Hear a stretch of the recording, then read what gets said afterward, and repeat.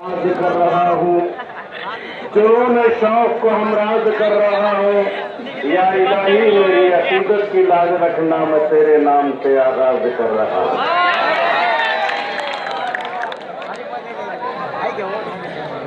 सदर जलसा member of core committee, member of Muslim personal board, Ali जनाब अली वकार इज्जत इमाम मेरे कायद मौलाना महफूजुर रहमान फारूकी साहब, स्टेज पे तशरीफ फरमा हैदराबाद से आए हुए मेहमान खुसूसी मंजूर अली खान साहब, ख्वाजा मोइनुद्दीन खान साहब, एडवोकेट शफीउल्लाह कादरी साहब, अमजद भाई साहब और इस भीड़ के MIM के सदर अली जनाब डॉक्टर इदरीस हाशमी साहब, भीड़ शहर के MIM के सदर के उम्मीदवार अली जनाब निजाम भाई साहब, और यहाँ पर स्टेज पे तशरीफ फरमा इत्तेहादुल मुस्लिमीन के जियाले नौजवान, मिल्लत इस्लामिया का दरख्शा मुस्तक़बिल मेरे नौजवान साथियों, काबिल ताज़ीम बुजुर्गों, और जहाँ तक मेरी आवाज जा रही है मेरी पर्दा नशीन माओ बहनों, अस्सलाम वालेकुम। अल्हम्दुलिल्लाह, अल्लाह रब्बुल इज्जत का बड़ा करम और एहसान अजीम है कि इस इलेक्शन के बहाने आपसे गुफ्तगू करने का मौका मिला। नौजवान साथियों, आने वाली 27 तारीख को बल्दिया के इलेक्शन होने जा रहे हैं। इत्तेहादुल मुस्लिमीन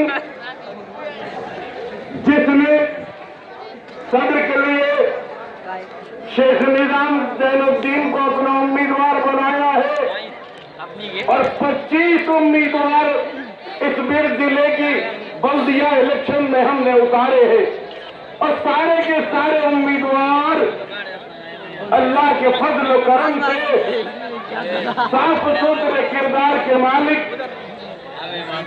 शेख निजाम जैनुद्दीन, इनकी शख्सियत किसी तारुफ की मोहताज नहीं।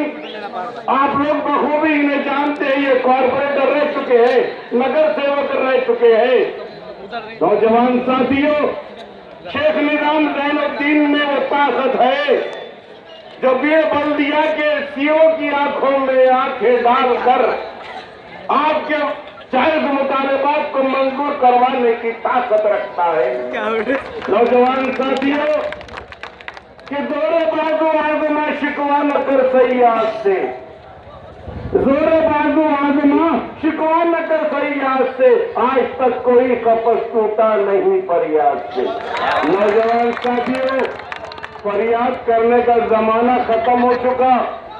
ऐसे उम्मीदवार भेजना है बीड़ बल्दिया के अंदर जो सीओ की आंखों में आंखें डालकर अपना जो मुतालिबा है वो अगर मांगने से नहीं मिलता है तो छीन कर लेने की ताकत पैदा करो।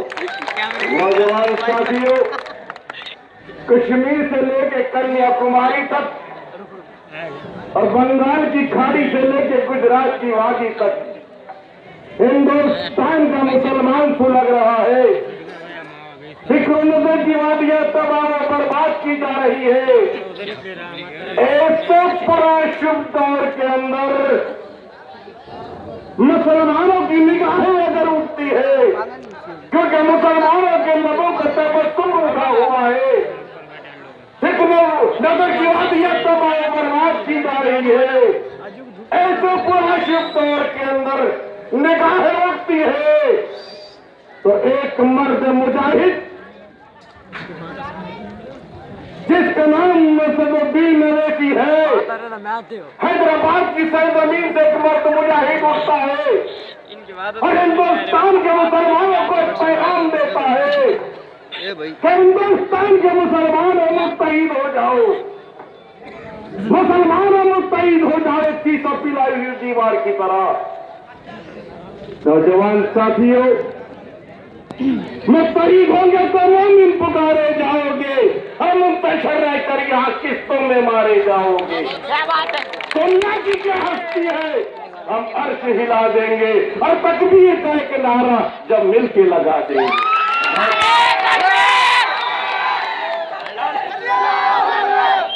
हम उसी कायदे मोहतरम बारिश शराफतुद्दीन अवैसी, जिसके पास खुदा की कसम खाकर कहता कोई चीज की कमी नहीं है, अब हर चीज का ऐशो आराम अल्लाह ने उसे दे रखा है, लेकिन बेचैन है। कायदे मोहतरम मुसलमानों को मुस्तैद करने के लिए और हिंदुस्तान की दरबदर की ठोकरें खाते हुए आज यूपी में तो कल बिहार में तो फिर महाराष्ट्र में ये मुसलमानों को मुस्तैद करने के लिए, तो हम उसी कायद का पैगाम लेकर आपके बीच हाजिर हुए हैं, आपसे मदद मांगने के लिए हाजिर हुए हैं बीड़ के अंदर। कि बीड़ के नौजवानों, बीड़ के बुजुर्गों, बीड़ के उलमाए किराम, बीड़ के दानिशवान मिल्लत आपसे इत्तेहाद की भीख मांगने के लिए आए हैं और उस कायदे मोहतरम का पैगाम लेकर आए हैं कि जिसने अपनी सारी जिंदगी मुसलमानों के लिए वक्फ कर दी है, मुसलमानों को मुस्तैद करने के लिए वक्फ कर दी है। औरंगाबाद के महाराष्ट्र के अंदर असेंबली के इलेक्शन आए, महाराष्ट्र की सरजमीन जो कांग्रेस और राष्ट्रवादी के लिए एक बरखेज जमीन थी, राष्ट्रवादी के लोग और कांग्रेस के लोग कह रहे थे कि ये हमारा जरखेज इलाका है, ये कांग्रेस और राष्ट्रवादी का महाराष्ट्र ये इनका इलाका है, यहाँ पर ये दो भाई हैदराबाद से आकर के हल्कावारी कर देंगे। नौजवान साथियों, कह रहे थे राष्ट्रवादी और कांग्रेस के लोग कि ये हमारा इलाका है। मैं उन अकल के अंदर कांग्रेसी और राष्ट्रवादियों से कहना चाहता हूं कि स्टेज से क्या अकल के अंदर नादानो इलाके तो कुत्तों के हुआ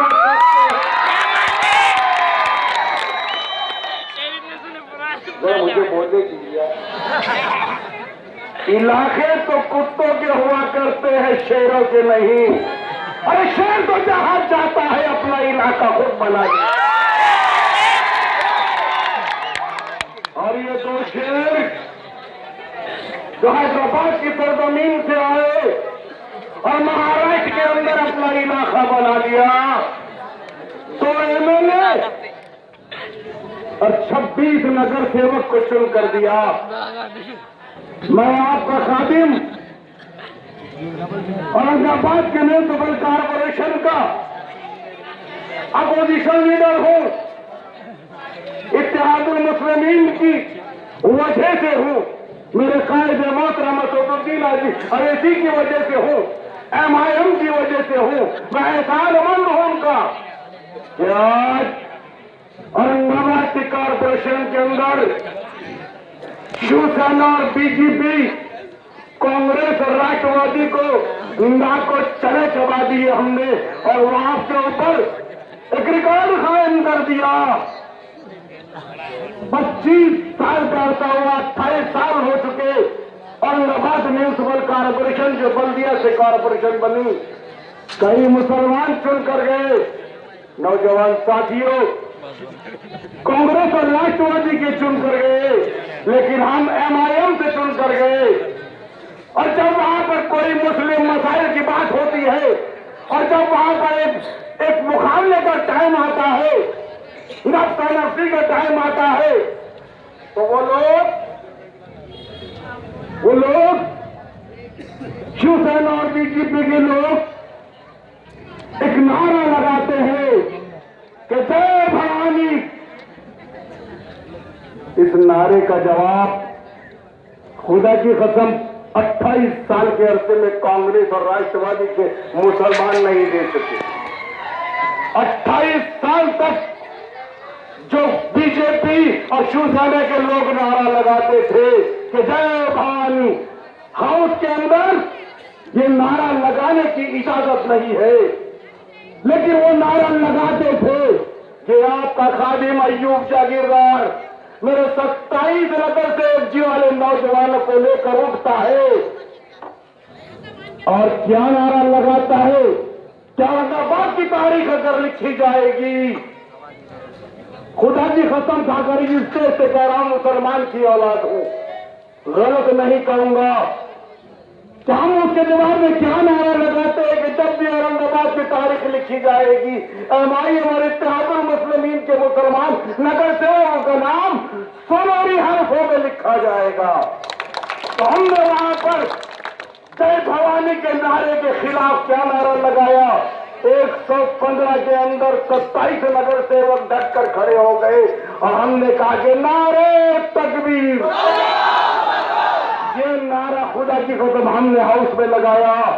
मेयर और कमिश्नर की आंखें फटी की फटी रह गई कि ये क्या हो। मुझसे बुलाकर कहा गया कि ये नारा मत लगाओ। मैंने बोला बिल्कुल नहीं लगाऊंगा। शर्त यह है कि तुम भी जय भवानी का नारा मत लगाओ। तुम्हारे बाप की जागीर नहीं है, जितना हक तुम्हारा यहाँ पर है उतना ही हक हमारा भी है। तुम भी नगर सेवक, तुम भी कॉर्पोरेटर, हम भी कॉर्पोरेटर। तुम अगर नारा लगाओगे तो हम भी लगाएंगे। हमने भी अपनी माँ का दूध पिया है। नौजवान साथियों,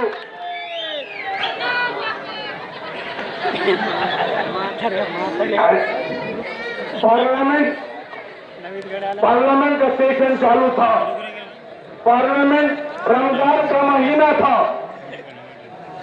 मेरे ख्याल की बात आपको बताता हूँ, असदुद्दीन अवैसी साहब की। तो रमजान का महीना था, पार्लियामेंट की कैंटीन के अंदर कुछ Hindu parliament member of parliament Shiv Sena और बीजेपी के नाश्ता करने के लिए चले गए। उस कैंटीन का मैनेजर मुसलमान था। खाने के अंदर कुछ कम नमक कम ज्यादा हो गया।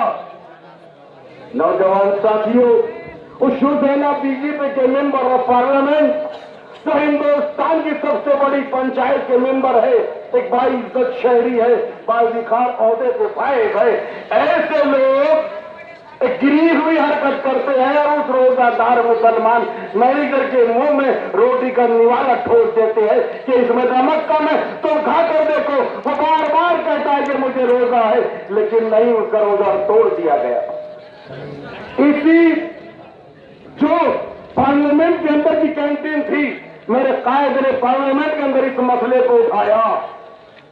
कहा कि इन जिन लोगों ने इस मुसलमान का रोजा तोड़ा है, असदुद्दीन अवैसी तक कर खड़े हो गए और पार्लियामेंट के अंदर कहा कि इनको माफी मांगनी होगी। 25 से 30 शिवसेना और बीजेपी के मेंबर ऑफ पार्लियामेंट मेरे कायद के आंख के ऊपर चढ़कर आए, लेकिन ये अल्लाह का बंदा जिसके दिल में जुर्रत ईमानी है अपनी जगह पर अटल खड़ा रहा, टस से मत नहीं हुआ और कहा कि माफी तो मांगनी होगी और माफी मंगवा कर ही दम लिया और कहा कि नूर हक शम्मा इलाही को बुझा सकता है कौन, नूर हक शम्मा इलाही को बुझा सकता है कौन, और जिसका हामी है खुदा उसको मिटा सकता है।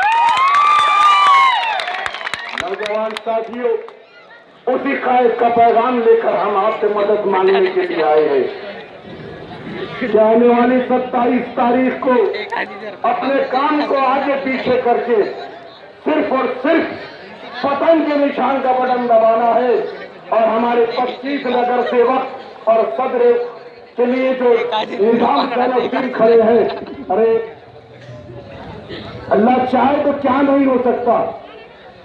जिंदगी मौत रिस्क ये सारी अल्लाह की इज्जत और जिल्लत ये देने वाले कौन है नौजवान साथियों? सिर्फ अल्लाह की बात है। कोशिश करना हमारा काम है और हमें 27 तारीख को एक कोशिश करना है। हम आपसे मजदूरी मदद मांगने के लिए यहाँ आए कि औरंगाबाद के मुसलमानों ने मेरे कायद के पैगाम को सुना और उस पर अमल किया। औरंगाबाद का मुसलमान मुत्तहिद हुआ। औरंगाबाद के मुसलमानों ने मुत्तहिद होकर एक इत्तेहाद का मुजाहिरा करके 27 नगर सेवक और 2 एक एमएलए को चुन कर दिया। मेरी आपसे अपनी गुजारिश है कि आप लोग भी मुत्तहिद हो जाइए, किसी से डरने की जरूरत नहीं। अभी मेरे पहले मुकर्रिरीन ने कहा कि ये बगले वाले हम ये चाहते हैं कि भीड़ के मुसलमान, अरे हिंदुस्तान को आजाद हुआ, हिंदुस्तान को आजाद हुए 70 साल का आजाद गुजर चुका नौजवान साथी। हिंदुस्तान आजाद हुआ 70 साल हो चुके, लेकिन हिंदुस्तान का मुसलमान कांग्रेस और राष्ट्रवादी की गुलामी से आजाद नहीं हुआ।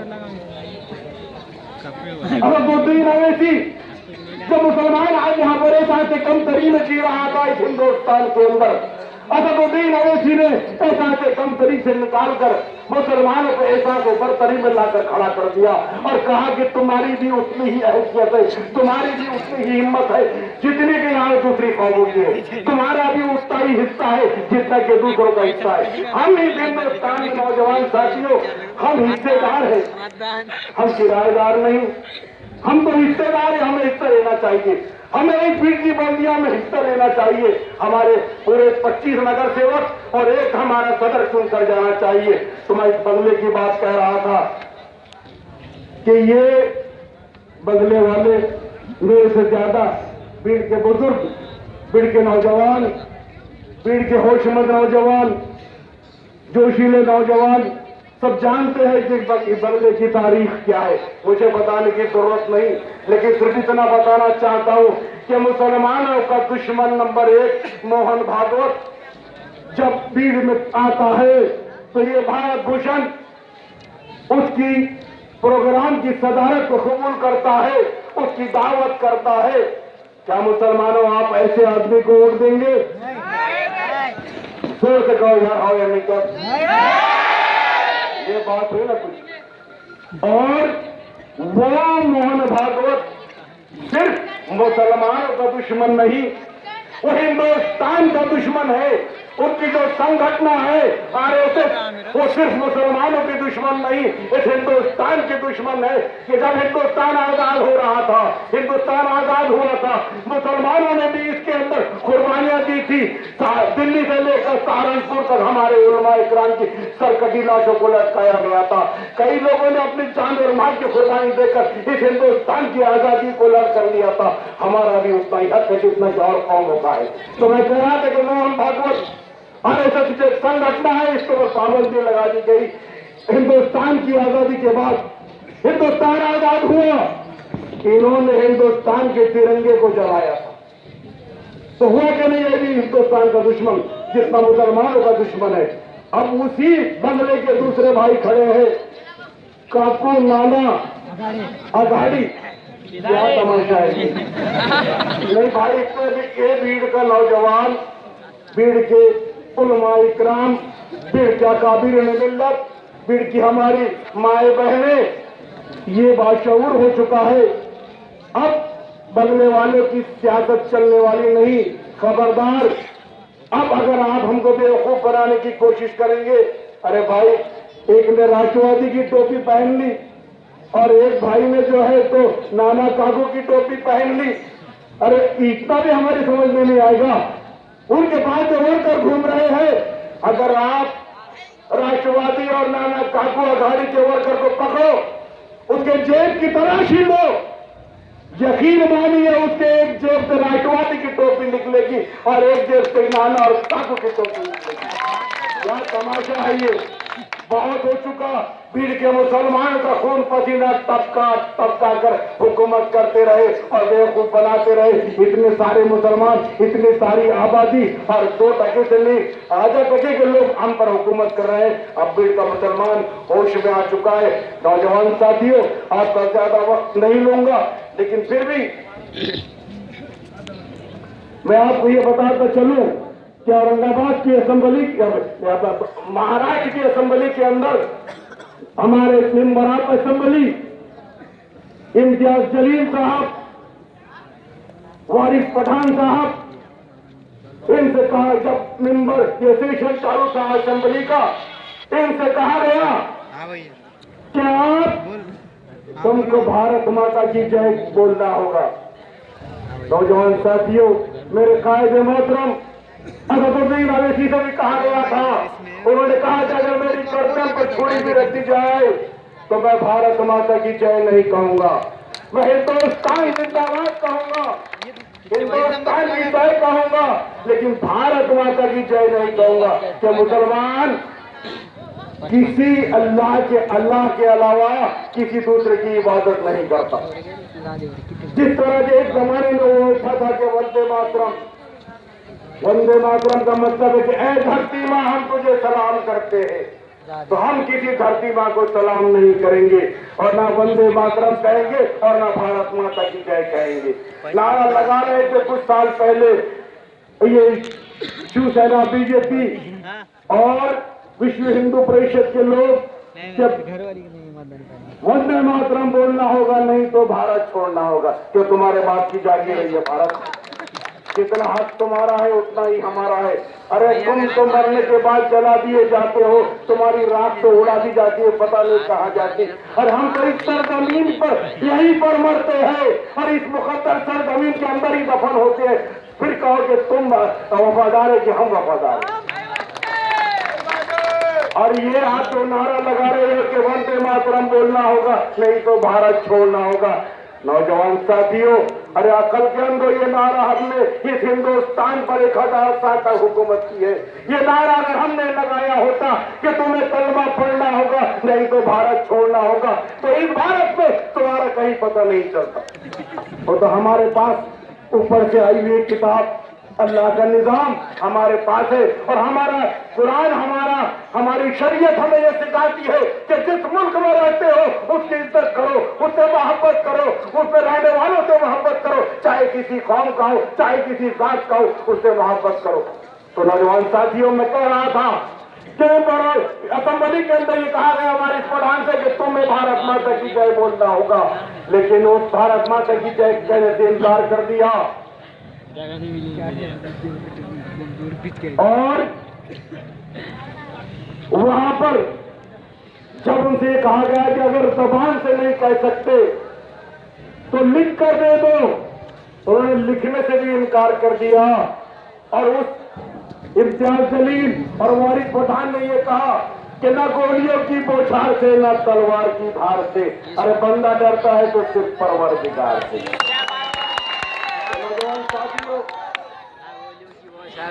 वक्त कम है, बोलना तो बहुत कुछ था, इंशाअल्लाह फिर कभी आपसे मुलाकात होगी, लेकिन जाते जाते आपसे इतना जरूर कहूंगा कि आने वाली 27 तारीख को अपने आप काम को आगे पीछे करके